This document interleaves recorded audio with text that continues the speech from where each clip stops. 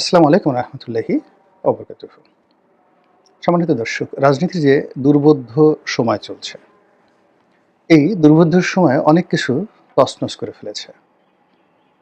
অনেককে কর্মহীন করে ফেলেছে, অনেকে হতাশাগ্রস্ত হয়ে পড়েছেন, অনেকের সংসারে অশান্তি দেখা দিয়েছে এবং রাজনীতির ময়দানের যে অস্থিরতা, সেই অস্থিরতায় অনেক মানুষকে তার যে বেঁচে থাকার আগ্রহ, কর্ম করার আগ্রহ, চিন্তা করার আগ্রহ, এ সব কিছু থেকে তাকে একটা গহীন অরণ্যের এবং অন্ধকারের দিকে নিয়ে যাচ্ছে।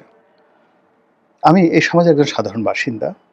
আমিও যেহেতু রাজনৈতিক সচেতন, এই যে অপঘাত, সময়ের অপঘাত, এটি যেন আমাকে আঘাত না করে। এজন্য হয় কি, আমার যে চিন্তা, আমার যে চেতনা, আমার যে কর্ম, এটার মধ্যে যতটা ভ্যারাইটি আনা সম্ভব, বৈচিত্র্য আনা সম্ভব, আমি সেটা চেষ্টা করছি। লেখাপড়া আছে, ইবাদত বন্দেগী আছে।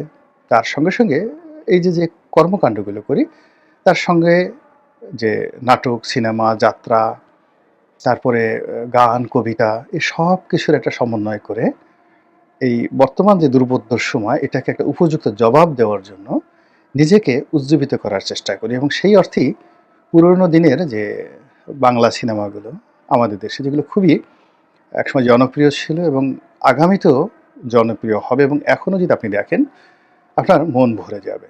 সেই সিনেমার কাহিনী, তারপর সেখানকার গান, নায়ক নায়িকাদের যে যাকে বলা হয় অভিনয়, সব মিলিয়ে সেগুলোর সঙ্গে রাজনীতির যে সম্পর্ক, সেই সম্পর্কটার একটা সমীকরণ করার চেষ্টা করি এবং কিছুটা হলেও ভালো লাগে। যেমন আজকে যে শিরোনামটি নিয়েছি, এটি গান বিখ্যাত আব্দুল জব্বার, বাংলাদেশের যে অমর শিল্পী আব্দুল জব্বার, তার একটা গান আছে, শত্রু তুমি, বন্ধু তুমি, তুমি আমার সাধনা।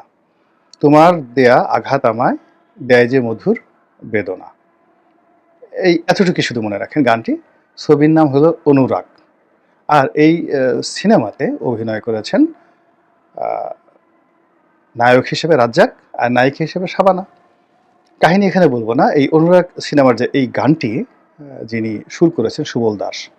এই অসাধারণ গানটি, শত্রু তুমি, বন্ধু তুমি, তুমি আমার সাধনা, আর ডক্টর মনিরুজ্জামান, খুব বিখ্যাত গীতিকার ডক্টর মনিরুজ্জামান এই গানটি রচনা করেছেন। এখন এই গানের যে অন্তর্নিহিত মর্ম, সেই মর্ম হলো আ ভালোবাসা, মানুষের ভালোবাসা, মানুষের সম্পর্ক। সেই সম্পর্কে আপনি বন্ধু হন, কখনো বন্ধু হন, বন্ধু হয়ে আবার সময়ের বিবর্তনে আপনি শত্রু হয়ে যান। তো শত্রু হওয়ার পরে কিন্তু আপনাকে যে আঘাত করব আমি, আপনি আমার বন্ধু ছিলেন একসময়, আঘাত করার মতো শক্তি, সামর্থ্য আমার নেই।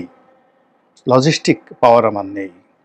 ২ নম্বর হলো যে আপনার সাথে আমার সম্পর্কের সেই যে সুমধুর স্মৃতিগুলো, সেগুলো আমাকে ভীষণভাবে পীড়া দেয়।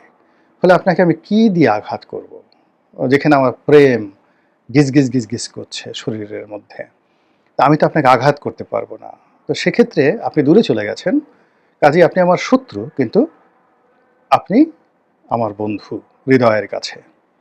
২ নম্বর হলো যে আপনি তো আপনার মতো করে চলে গেছেন। আপনার জন্য হয়তো ভিন্ন একটা জগৎ তৈরি হয়েছে। অন্য প্রেমিক বা প্রেমিকা আপনি খুঁজে পেয়েছেন। আমাকে আপনার খুবই খারাপ লাগে। আপনি আমাকে আঘাত করছেন। কিন্তু তারপরেও আমার কাছে মনে হচ্ছে আপনার সেই আঘাতগুলো আমার কাছে মধুর বেদনা। কিছু বেদনা আছে না? ভালো লাগে। মাঝে মধ্যে দেখবেন যে অনেক সময় আপনাদের পেটের মধ্যে খুব যাকে বলা হয় একটু ব্যথা করে। চিনচিন, চিনচিন করে ব্যথা করে নাভির গোড়ায়। তো ব্যথা করে এরপর আপনি একটু পেটে চাপ দিলেন। ওই ব্যথার মধ্যে কিন্তু আপনার আবার একটু ভালো লাগবে। কিংবা আপনাদের এখানে একটা ফোড়া হলো, খুব টাটাচ্ছে। তো ওটার উপরে আবার আপনি যখন হাতের একটু স্পর্শ দিলেন, একটু তেল লাগালেন, তখন এক ধরনের ভালো অনুভূতি, একটু গরম দিলেন, ওইরকম। তো মধুর বেদনা। তো এই গানটির সঙ্গে যদি আপনি বর্তমান বিএনপির যে রাজনীতি, সেই রাজনীতির দুঃখ, কষ্ট, বেদনা বুঝার চেষ্টা করেন, তাহলে দেখবেন যে বাংলা চলচ্চিত্রে সেই যে 'অনুরাগ' নামক যে সিনেমাটি রয়েছে, সেই সিনেমার দৃশ্যের মতো, সিনেমার কাহিনীর মতো এবং সিনেমার গানের মতো আমাদের বাংলাদেশের প্রধান রাজনৈতিক দল বিএনপির যে রাজনীতি, ঠিক ঐরকম একটা সমীকরণে দাঁড়িয়েছে। যেমন ধরুন, বিএনপির দীর্ঘদিনের বিশ্বস্ত বন্ধু জামাত। এখন বাংলাদেশে জামাত সবকিছু পরিচালনা করছে। বর্তমান যে সরকার, ডক্টর মোহাম্মদ ইউনূসের সরকার, এটিকে আপনি কার্যত ডি ফ্যাক্টো জামাতের সরকার বলতে পারেন। একটা সময় বিএনপির সরকারের সঙ্গে জামাত ছিল এবং সেটিকে জামাত বিএনপির সরকার বলা হতো, যারা টিটকারি করত। অর্থাৎ বিএনপির মতো একটা বৃহৎ দল জামাতকে আশ্রয় গ্রহণ করছে, এই জন্য বিএনপিকে ছোট করার জন্য জামাত আগে দিয়ে বলতে হতো জামাত বিএনপির সরকার। আর অন্যদিকে ইন জেনারেলি যেটা বলা হতো সেটা হলো বিএনপি জামাতের যৌথ সরকার। তো বাংলাদেশে আসলে এরকমভাবে যৌথ সরকার আর কখনো হয়নি। সেখানে ধরেন শেখ হাসিনার সরকারে জাতীয় পার্টি ছিল, শেখ হাসিনার সরকারে জাসদ ছিল, আরও অনেকে ছিল, কিন্তু জাসদ আওয়ামী লীগের সরকার বা জাসদ বা জাতীয় পার্টি আওয়ামী লীগের সরকার বলা হয়নি। কিন্তু বিএনপি জামাতের সরকার বা জামাত বিএনপির সরকারের যে কার্যক্রম, এটাকে অনেকটা আম দুধের মতো মিশে গিয়েছিল। তাহলে বুঝেন সেখানে মহব্বতটা কোন পর্যায়ে ছিল। একদম স্বামী স্ত্রীর সঙ্গে একটা দৈহিক মিলনের পরে যেভাবে তাদের মধ্যে একটা ফিজিক্যাল অ্যাটাচমেন্ট হয়ে যায়, লেগে যায়, এবং তাদের যে অনুভূতিটা একেবারে যখন চূড়ান্ত, তাদের যখন তৃপ্তির চূড়ান্ত পর্যায়ে পৌঁছে যায়, তখন একে অপরকে তারা ফিল করে যে এই দেহের মধ্যে কোনো পার্থক্য নেই, এই মনের মধ্যে কোনো পার্থক্য নেই এবং চিন্তার মধ্যে কোনো পার্থক্য নেই। এবং তারা যখন চূড়ান্ত তৃপ্তির পর্যায়ে পৌঁছে, তখন স্ত্রী যতই অসুন্দর হোক, স্বামীর কাছে মনে হয় এর চেয়ে সুন্দরী আর নেই। স্বামী যতই অসুন্দর হোক, স্ত্রী মনে করে এর চেয়ে সুপুরুষ, এর চেয়ে সুন্দর আর নেই। এইরকম যখন একটা শরীর, মন এবং মস্তিষ্ক, এই তিনটি জিনিস যখন একত্রে কাজ করে এবং সেখানে যে মিলনটা হয়, তখন সেখানে লাইলি মজনু তৈরি হয়ে যায়, শিরি ফরহাদ তৈরি হয়ে যায়, প্রেমের উপাখ্যান, সেই মমতাজ শাহজাহানের মতো প্রেমের উপাখ্যান তৈরি হয়ে যায়। তিনটে জিনিস একত্রে কাজ করে। রাজনীতিতেও তদ্রূপ। রাজনীতিতেও তদ্রূপ। এরকম যখন অ্যাটাচমেন্ট হয়ে যায়, তখন সেই অ্যাটাচমেন্টের পরে এই দুটো রাজনৈতিক দল, দুটো মতাদর্শ, এদের মধ্যে যখন নামের একটা জুড়ি হয়ে যায়, বন্ধুত্ব হয়ে যায়, এটা ইতিহাসে খুব কম আছে। বাংলাদেশে, ভারতবর্ষে, মানে এই যে জামাত বিএনপির যে জোট, রাজনৈতিক জোট এবং জামাত বিএনপির সরকার বা বিএনপি জামাতের সরকার, মানে তারা জোট হিসেবে যে সুখ্যাতি অর্জন করেছে এবং যাকে বলা হয় সরকার হিসেবে তারা যে সুখ্যাতি অর্জন করেছে, এই বন্ধন কোনোদিন ভুলার নয়। এটা আলাদা করা যায় না, তারা দুটো দেহ একত্র হয়ে গেছে। ফলে কি হলো যে এখন এই যে জামাত এবং বিএনপির মধ্যে যে দূরত্ব, সেই দূরত্বে বিএনপি খুব কষ্ট পাচ্ছে এবং কষ্ট না পাওয়ার কোনো কারণ নেই। এর কারণ হলো বিএনপি নিজেদেরকে অভিভাবক মনে করেছে, তারপরে শেষে বিএনপি নিজেদেরকে রক্ষাকর্তা মনে করছে, বিএনপি নিজেদেরকে বটবৃক্ষ মনে করেছে এবং বটবৃক্ষ মনে করে তারা জামাতকে আশ্রয় দিয়েছে, লালন করেছে, পালন করছে, বাড়তে দিয়েছে, বড় হতে দিয়েছে এবং বংশবিস্তার করার সুযোগ দিয়েছে, যেটাকে প্ল্যান্টেশন বলা হয় বা ব্রিডিং বলা হয়। তো সেই কাজ করে করে জামাত এখন এমন একটা পর্যায়ে চলে এসেছে, তারা সরাসরি বিএনপিকে চ্যালেঞ্জের মধ্যে ফেলে দিয়েছে এবং এখানে অনেকটা সুরাব রুস্তুমের মতো ঘটনা ঘটেছে। অর্থাৎ রুস্তুম পিতা আর সোহরাব সেই যে পুত্র মহাবীর। এখন পুত্র তো জানে না যে রুস্তম তার পিতা, শুধু নাম জানে রুস্তম, কিন্তু তাকে চেনে না। কিন্তু সোহরাব না, সোহরাব রুস্তম তার কেউ কাউকে চিনে না, জানে না, কিন্তু একে অপরের নাম শুনেছে, একে অপরের নাম শুনেছে। তো পুত্র জানে যে তার পিতা রুস্তম, আর সোহরাব জানে, মানে জানে যে তার পিতা রুস্তম, কিন্তু রুস্তম জানে না যে তার পিতা সোহরাব। তো এটা খুব একটা বিয়োগাত্মক, মানে পারস্য সাহিত্যের সেই সোহরাব রুস্তম যে গল্পটি, খুবই বিয়োগাত্মক ঘটনা। তো তদ্রূপ এই সোহরাব রুস্তমের মধ্যে যে যুদ্ধটি, পিতা পুত্রের মধ্যে সম্পর্কের যে বিয়োগাত্মক এবং নির্মম বাস্তবতা, ঠিক ওইরকম একটা বাস্তবতা এখন তৈরি হয়ে গেছে।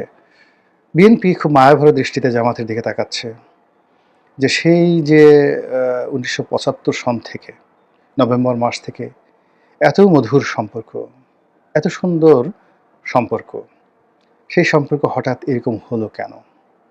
এই সম্পর্ক নষ্ট হওয়ার কারণ কি? এর মধ্যে ভিলেন কারা? এবং জামাত কেন বিএনপিকে এইভাবে ছেড়ে যাচ্ছে? সৈয়দ শামসুল হকের একটা বিখ্যাত কবিতা রয়েছে। স্বামী স্ত্রীর মধ্যে স্ত্রী অভিমান করে বলছে যে, তুমি কেন পাশ ফিরে সও? আগে তো এরকম ছিলে না। আমার দিকে তুমি তাকাও না। অসাধারণ একটা সুন্দর কবিতা। আমি এই মুহূর্তে সেটা আপনাদেরকে বলে বিরক্তি সৃষ্টি করতে চাচ্ছি না। তো যাই হোক, এনিওয়ে, তো এই যে বিএনপির যে অনুভব, ফলে কি হলো আপনি দেখুন, এখন পর্যন্ত জামাত নিয়ে বিএনপির যারা শীর্ষ নেতা রয়েছে তারা কিন্তু তেমন কোনো উচ্চবাচ্য করছে না। কিন্তু ভাইরাস জামাতের যারা শীর্ষ নেতৃবৃন্দ রয়েছেন তারা সবাই বিএনপিকে টার্গেট করে যা বলার মোটামুটি বলে দিয়েছেন। অর্থাৎ প্রথমত শীর্ষ নেতৃবৃন্দ এক জালেম গেছে আর এক জালেম আসবে, চাঁদাবাজ ঠাদাবাজ এগুলো বলে ঠেলে তারপর একেবারে বিএনপির যে সর্বোচ্চ নেতা তাকে আবার নিজের দলের একেবারে যারা প্রান্তিক পর্যায়ে কর্মী তাদের মাধ্যমে যে গালাগালগুলো দেওয়া হয়েছে, এই গালাগাল আসলে মানে অন্য কোনো মানুষকে দিলে সে ইঁদুরের বিষ খেয়ে মারা যেত, বা সে ওয়ালের সাথে সে মাথা ঘষত। এমন কেন হলো, কেন কেন কেন?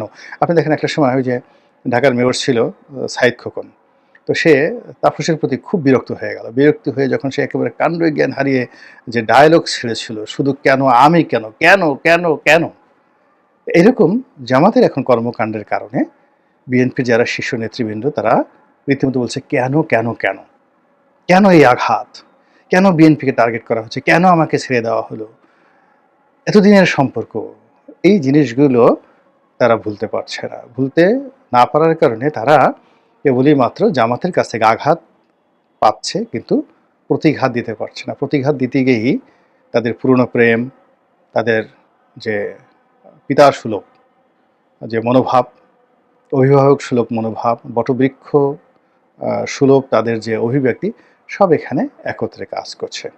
আর এর সঙ্গে যদি আপনি এখন চিন্তা করেন যে সেই যে বাংলা সিনেমার গান, শত্রু তুমি বন্ধু তুমি, তুমি আমার সাধনা, যেভাবে হোক তোমার সঙ্গে আমার আবার বন্ধুত্ব করতে হবে, তোমার দেয়া আঘাত আমায় দেয় যে মধুর বেদনা, তুমি যে গালাগাল করো এই গালাগালগুলো ভালো লাগে। যেমন দেখা গেল এক বাপ এসে একদিন বলতেছে যে খুব খুশি, বাপ খুব খুশি, কিন্তু সে ভালো শিক্ষিত ছেলে, নতুন কথা শিখছে ছেলে। তো পাশে কয়েকটা বস্তি সস্তি আছে, তো বাচ্চা খেলতে যায় সেখানে হাঁটে এবং সেখান থেকে কয়েকটা গালি শিখে আসছে একটা ছোটো বাচ্চা, এবং এসেই তার বাবাকে বলতেছে তুত্তাবাত্তা তুত্তাবাত্তা। তো সে প্রথমে বুঝতে পারেনি, পরে যখন সে বুঝতে পারলো যে ছেলে তাকে কুকুরের বাচ্চা বলছে বা কুত্তার বাচ্চা বলছে, তো কিন্তু সে আঘাত পেল, খুব আঘাত পেল। পরে সে সে হাসলো যে সন্তানই তো, তা সে যে অশুদ্ধ ভাষায় তুত্তাবাত্তা তুত্তাবাত্তা বলছে, এটা খুব ভালো লাগছে। তো সে আমাকে সে বলতেছিল যে এরকম ব্যাপার, আমার ছিল তো এরকমভাবে আমার কাছে একটা গালি দিয়েছে। তো এরকম যে তোমার দেয়া আঘাত আমায় দেয় যে মধুর বেদনা। তো এখন এই যে রাজনীতি, যে প্রেম ভালোবাসা জামাত এবং বিএনপির মধ্যে, তাদের মধ্যে আঘাত প্রতিঘাত এবং সেখানে যে প্রেমের সাধনা, এটার রসায়ন আগামী রাজনীতিতে কেমন হয়, এবং এই যে প্রেমের টানাটানি, সেই প্রেমের টানাটানিতে ডক্টর মোহাম্মদ ইউনূস ভার্সেস জনাব তারেক রহমান, তারা জামাতকে নিয়ে যে টানাটানি করছেন, সেই টানাটানিতে আসলে শেষ পর্যন্ত রশি কার দিকে যাবে, জামাত কার দিকে ছুটে আসবে, কার সঙ্গে জামাতের আলিঙ্গন হবে, কার সঙ্গে জামাতের মিলন হবে, এবং সেই মিলনের পরে ক্ষমতার যে কেন্দ্রে কি পরিবর্তন আসবে, সেটাই এখন দেখার বিষয়। মহান আল্লাহ আমাদের সবাইকে হেদায়েত দান করুন এবং হেফাজত করুন। আসসালামু আলাইকুম ওয়া রাহমাতুল্লাহি ওয়া বারাকাতুহু।